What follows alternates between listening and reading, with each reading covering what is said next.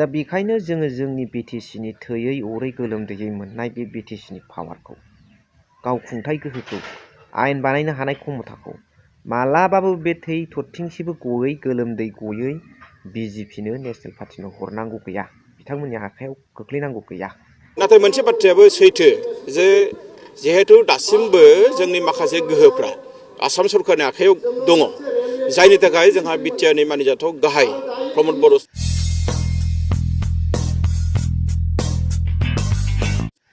खुलुमबाय माय डियार जिबि ब्लग फेमिलि। दिपेन बर' सारा दि मानगोनां आसामनि CM हेमन्त बिश्व शर्मा बिथांखौ रायनो हादों, बखिनो हादों, बुंनो हादों। सिमां ना मोगथां जुदि बास्तब मारब्ला आं आखाइ खब्बाय। बुंफ्लानाय ना बुंगुयनाय? दा बिथाङा दिनैसो रियेलाइज खालामदों आरो बेखौ अपेनलि बिथाङा हेमन्त बिश्व शर्माखौ बखिदों, जावदों। जे बिथांनि रियेलाइज खालामनाया जाहैबाय जाय खोथाखौ BPF दोलोनि नेताफ्रा बुंबाय थादों बेखौ दिनैसो बिथाङा रियेलाइज खालामदों जे बिलाइ गांनै खिलिहांबानो खेबस'नाय जों बर'फोरखौ हेमन्त बिश्व शर्मा बिथां CMआ आरो बिथांनि माखासे मावथिफ्रा दालाय खाबानो दानखानाय बे खोथाखौ बिथाङा दिनैसो रियेलाइज खालामदों। बेनि थाखायनोथ' जावले जावले बिटिसिआव फैदों, धोन लुथिदों, लानानै थांदों। बिराद लेट बुजिदों। अब्ला बिथांनि बुंनायखौ नायग्रोदो। दिल्लीयाव जे जोङो बड'लेण्ड महोत्सव खुंबाय, मुलुगनि मानसिया मिथिबाय, भारतनि मानसिया मिथिबाय आरो बे बड'लेण्ड महोत्सवआ सारा इन्डियायाव आरो बांसिनै आसामाव सार्जिकेल स्ट्राइक खालामदों, मास्टार स्ट्रक खालामदों। सोरनिबा नेता गिदिर गिदिर 1-2 नाम्बारनि मोखाङा गोसोम जादों आसामाव। जादोंना जायाखै रायजोफोर? टिभियाव नुदोंना नुवाखै? थारमाने जोंखौ मालाबाबो बिदि सानफ्लाङाखैमोन बर'फ्रा जे बै लेभेलसिम सहैगोन, बै लेभेलसिम जे जों काउन्टार होगोन। जों रावखौबो चेलेन्ज खालामाखै। बागुरुम्बाखौ मानो थगायखो? बागुरुम्बाखौ नोंथाङा गिनिस वर्ल्ड रेकर्ड खालामगोन होननानै बिहुनि उनावनो घोषणा होदोंमोन। बिथाङा जोंनि मोजांबो मावदों, खिन्थु मालाबा जोङो बांद्राय जौगायोबा एसे लासै लासै खालामनो नागिरो। दा बेखायनो दुलाराय बर' फरायसा आफादा सरकार नङा, जोङो पार्टी नङा। जोंनि जातीय स्वाभिमानखौ लानानै जातीयताबाद, बड'फानि आदर्श, गेरेमसा हारि दानाय, भाइब्रेन्ट दानाय आरो बेखायनो दिल्लीयाव बड'लेण्ड महोत्सवखौ सिमां मोगथां मोनलाय होनाय बादि जोङो हाबाफारि लानानै सोमोनांहोदों। आरो दुलाराय बर' फरायसा आफाद, बर' थुनलाइ आफाद, हारिमु आफाद, बर'नि गोरों गोरा ज' लानानै प्रमद बर'नि इनिसिएटिभआव, लिडारशिपआव 21टा आइटेम दिनै जोंनि खारदै, जोंनि गाननाय आर'नाइ, दख'ना, गामसा, नाफाम, खेराइ दाफिनि, जौ गिसि, जौ गोरान, अनला, नारजि 21टा आइटेम। मुलुगाव बेबायदि आइटेमा GI इन्डिकेसन, जिअग्राफिकेल इन्डिकेसन। बे आर'नाइया आं गानदों, आंनि होननानै आंहा बेयाव मा सार्टिफिकेट दङ फालाय? आं मैया बुंदों, इन्ड'नेसियानि मानसिया बुंनो हायो बे आंनि, मंग'लियानि मानसिया बुंनो हायो आंनि, नङा होमबा? दख'नाखौबो बुंनो हायो बे जोंनिसो, थाइलेण्डनियाबो बुंनो हायो, चाइनानियाबो बुंनो हायो। खिन्थु जिअग्राफिकेल इन्डिकेसन जानायनि उनाव बे जे बर'नि खारदैया जे बर'नि, गंगोनाया बर'नि, खाम जथा सिफुङा बर'नि, नङा होमबा? नाफामा बर'नि, खेराइ दाफिनिखौ बर'आ जायो, गुबुना जानो रोङा।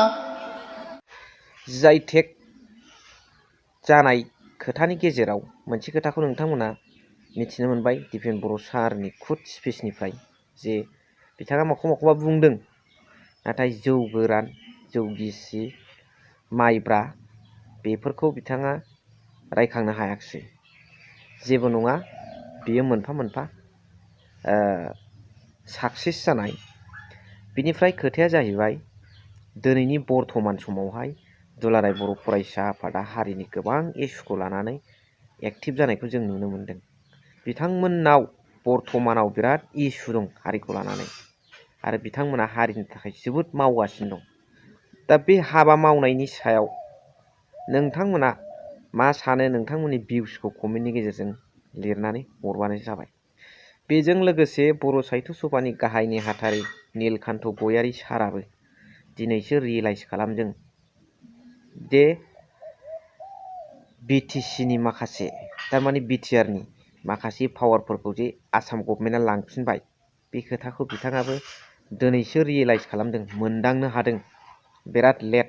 आरो बे खोथाखौनो बिथाङा सिखार लादों जे बिटिआरनि माखासे पावारआ दासिमबो आसाम गभर्नमेन्टनि आखायावनो दं, हेमन्त बिश्व शर्मानि आखायावनो दं होननानै बे खोथाखौ खुद गावनि खुगाजोंनो मोनसे मिडियानि गेजेरजों बुंनानै होदों बिथाङा। नै खोनासंनानै लादो। बे बेलायाव जोंनिफ्राय मोनसे खोथाया क्लियार, जिहेतु बिटिआर गोरोबथानि 6.3 बे रोखा रोखा लिरनाय दङ आरो बेखौ लानानै जों बिराद आशाबादि। नाथाय मोनसे बाथ्रायाबो सैथो जे जिहेतु दासिमबो जोंनि माखासे गोहोफ्रा आसाम सरकारनि आखायाव दङ, जायनि थाखाय जोंहा बिटिआरनि मानिजाथाव गाहाय प्रमद बर' सार बिथाङा गोसो जाब्लाबो माखासे खामानिखौ मावनो हाया, बे खोथाया स्पष्ट। अब्लाबो जोङो प्रमद बर' सार बिथांखौ जोङो नारसिनबाय थादों जे 6.3नि जेनोखि दफा मथे आरो बे गोरोबथानि मथे बेफोर खामानिया जानांगौ। मानो होननानै बुङोब्ला जुदि बेखौ मावनो हायाबा जोङो आसाम सरकारनि सिङाव थानांनाय बायदि जागोन। आसाम सरकारा दि दासिमबो एडुकेसन डिपार्टमेन्टखौ गावसोरनो सालायो बेबायदि मोनसे सावगारिखौ रायजो राजाफ्रा बुजिना लागोन। बेखायनो जोङो सरकारखौ बुंदों, बिटिआर गभर्नमेन्टखौ, जे स्कुलफोरखौ हारिमानि लानांगौ आरो जोङो बर' मिडियामनि बेलायाव जोङो स्पेसियेलि जेसेबांनाखि लाजाथावथाव बेफोर फरायसालिखौ लाजोबनांगौ होननानै जोङो लुबैदों आरो जों हास्थायो। थांनाय बावैसो सान माखासे जिथु बेयाव लिस्ट आउट जानायनि मोनसे खौराङा गोसारबाय थादोंमोन समाजारि बिजोङाव, माबायदि? जों दासिमबो रोखा नङा। बे बेलायाव जोङो चिफ सारजों सावरायगोन आरो लोगोसे इडुकेसन डिपार्टमेन्टजों जों सावरायगोन, बिटिआर गभर्नमेन्टनि इडुकेसन डिपार्टमेन्टजों। आरो आंनि मिथिनायाव जों बावैनो ज' जिरायगोन आरो बे आयदाखौ जोङो रोखा खालामनानै लागोन। जाय खोथाखौ बिपिएफनि नेताफ्रा 4 बोसोर सिगां बुंदोंमोन बे खोथाखौ जेबो भेलु होआखैमोन। नाथाय फैयै फैयै बे खोथायानो रज'फैबाय आरो जोबनायाव बेखौनो सिखार लाफैनांबाय। जायनि थाखाय बर' साहित्य सभानि गाहाय नेहाथारि नीलकान्त गयारी साराबो बे खोथाखौ मोनदांनानै बुंबाय, बिटिआरनि माखासे पावारफ्रा दासिमबो आसाम गभर्नमेन्टनि आखायावनो दं, हेमन्त मामानि आखायावनो दं। जायनि थाखाय प्रमद बर' बिथां सारा गोसो जाब्ला माखासे खामानिखौ मावनो हाया। रिमट कन्ट्रल होनो बिदिखौ।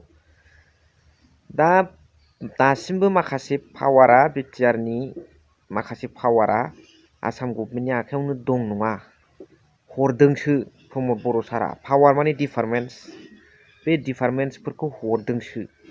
थाखानाय बिटिसिनि गोहोखौ मानो हरनांगौ? बे हरनायावथ' पावारलेस जादों। डिपार्टमेन्टआ गैलाबा नोंहा नों माखौ मावनो?